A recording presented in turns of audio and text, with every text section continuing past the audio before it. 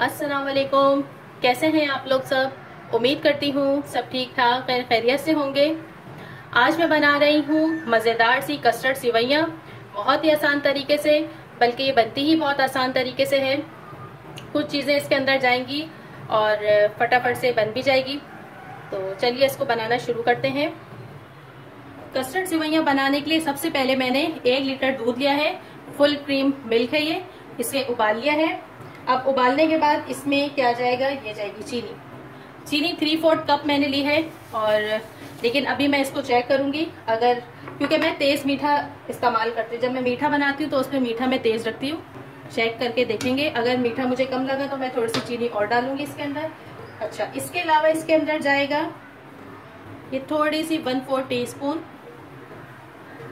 पिसी इलायची। इसे मिक्स करते हैं।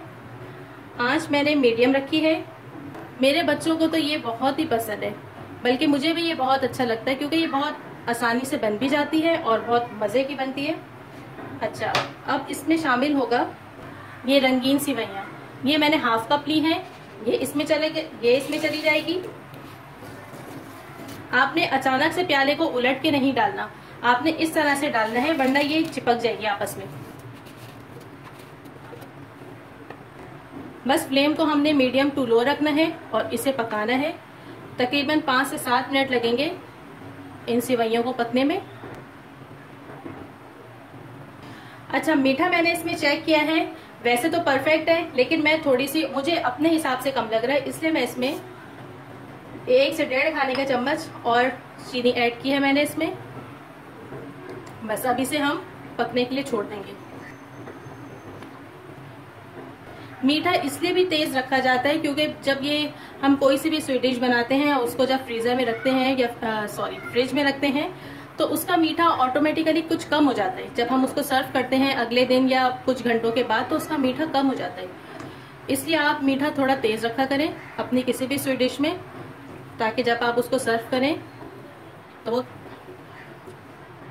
तो जब आप उसको सर्व करें तो मीठा परफेक्ट हो, ना कम हो ना ज्यादा। रही है जब तक हमारी सिवैयाँ तैयार हो रही हैं, यहाँ पे हम कस्टर्ड का अमीज़ा तैयार कर लेते हैं। ये मेरे पास कस्टर्ड पाउडर है और 2 फ्लेवर है मेरे पास। इसके अलावा दूध है, हाफ कप से थोड़ा कम है ये दूध, और ये ठंडा है। गर्म दूध में आपने बिल्कुल भी पाउडर नहीं घोलना। अच्छा, ये मैंगो फ्लेवर है मेरे पास, और ये है 1.5 खाने का चम्मच तकरीबन। और ये जो व्हाइट वाला पाउडर नजर आ रहा है, ये स्ट्रॉबेरी फ्लेवर है, और ये 1 टीस्पून है। मैं इन दोनों को इसमें शामिल करूंगी। अगर आप 2 फ्लेवर एक साथ मिक्स करते हैं और उससे कस्टर्ड बनाते हैं तो आपका कस्टर्ड बहुत मजे का बनता है।